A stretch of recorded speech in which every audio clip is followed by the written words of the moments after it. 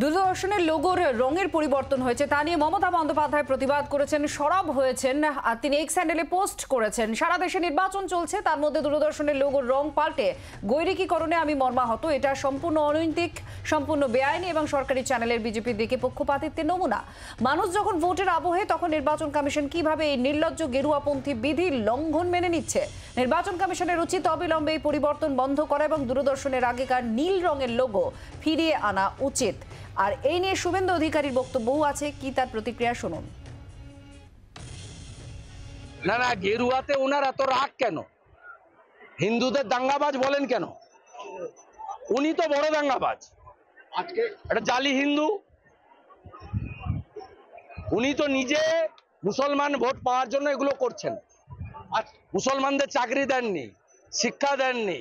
পরিযায়ী শ্রমিক হিসাবে বেশিরভাগ মুসলিম বাইরে বিজেপি রাজ্যে কাজ করে।